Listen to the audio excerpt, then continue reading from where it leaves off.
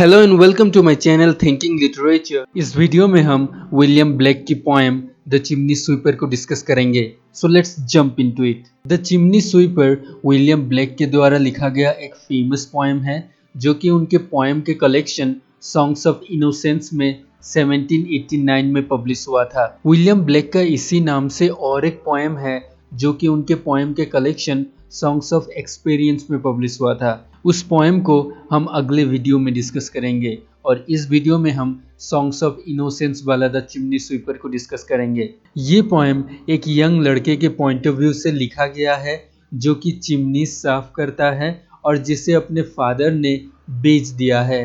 और ये chimney sweeper poem में और एक चिमनी स्वीपर से मिलता है जिसका नाम है टॉम डेकर, जो कि नया नया इस चिमनी स्वीपिंग गैंग में शामिल हुआ है और वो बहुत डरा हुआ है। और ये नया लड़का एक सपना देखता है जिसमें वो एक एंजल को देखता है और ये एंजल उन सब चिमनी स्वीपर्स को रिहा कर दे रही है।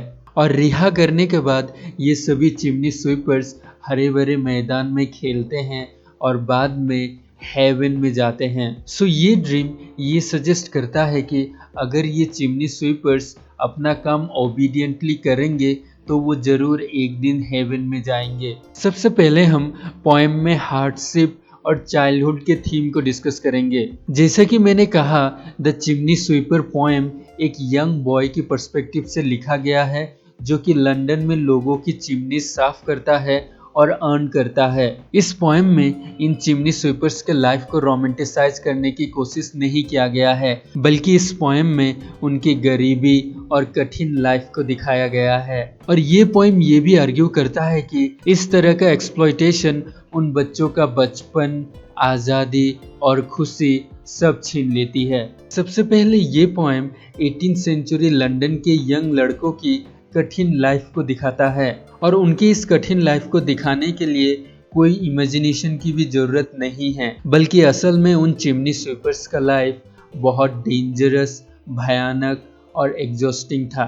और स्पीकर का इस तरह का लाइफ देख के रीडर को तुरंत पता चल जाता है कि स्पीकर की माँ मर गई है और उनके फादर ने उसे बेच दिया है। और स्पीकर की लाइफ को देख के हम ये अंदाज़ा लगा सकते हैं कि जो नया लड़का आया था टॉम डेकर, उसकी भी परवरिश इसी तरह हुई है ताकि वो अच्छे से चिमनी स्वीपिंग कर सके, इसलिए टॉम डेकर की बाल भी सेव कर दिया गया है। सो एक तरीके से देखे तो ये बच्चे इस मिजरेबल वर्ल्ड में काम करने के लिए मजबूर हैं और चिमनी की सफाई ही अब उनका अस्तित्व बन गया है। ये बच्चे सारा दिन चिमनी साफ करते हैं और उसी कालिख के साथ सो भी जाते हैं जो कि उनके सपनों को भी प्रभावित करती है। ऐसा ही एक सपना जो टॉम डेकर देखता है, उसमें पोएम का एक की मैसेज छुपा हुआ होता है। वो इमेजिन करता है कि हजारों चिमनी स्वीपर्स काले रंग की कॉफिन्स में बंद हैं, जो कि ये दर्शाता है कि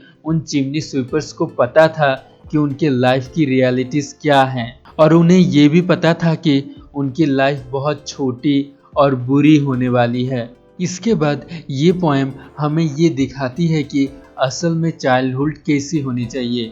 एक चाइल्डहुड फ्रीडम, जॉय और नेचर से भरी होनी चाहिए। और पोएट जब चाइल्डहुड को डिस्क्राइब करते हैं तब वो कुछ इसी तरह के वर्ड्स यूज करते हैं जैसे लीपिंग, लाफिंग, रिवर और स्पोर्ट। टॉम की दिमाग में ये इमेजिनेशन खुद ब खुद आया, जैसे कि उसे पता हो कि असल में चाइल्डहुड कैसा होता है।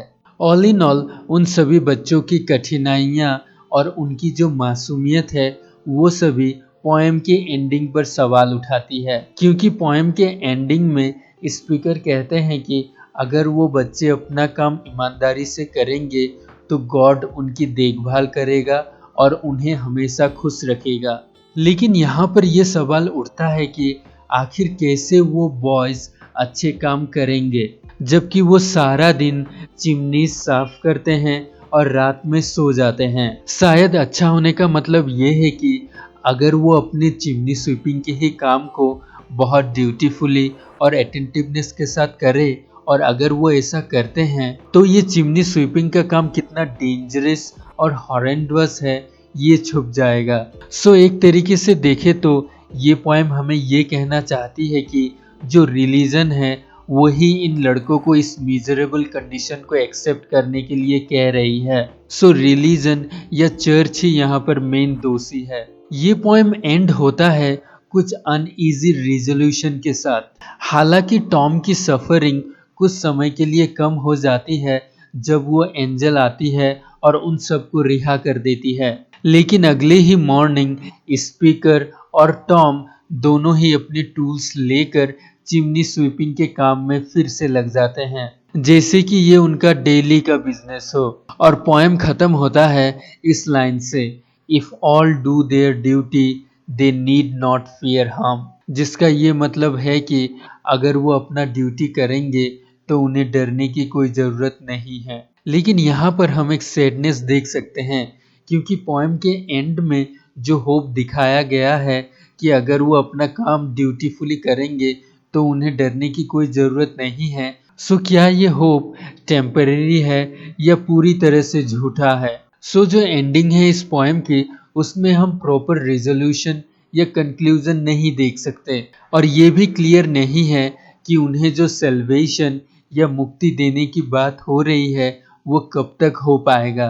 अगर हम ब्लैक की सॉन्ग्स ऑफ एक्सपीरियंस वाला द चिमनी स्वीपर पढ़े तो हमें ये स्पष्ट रूप से पता चल जाता है कि इन चिमनी स्वीपर्स को झूठी तसल्ली दिया गया है और गुमराह किया गया है। सो हम हमारे अगले वीडियो में सॉन्ग्स ऑफ एक्सपीरियंस वाला द चिमनी स्वीपर्स पोएम को डिस्कस करेंगे। So come to the end of this video. अगर आपको वीडियो अच्छा लगा तो लाइक कीजिए, अगर अच्छा नहीं लगा तो डिसलाइक कीजिए, और अगर नए हैं तो सब्सक्राइब कीजिए।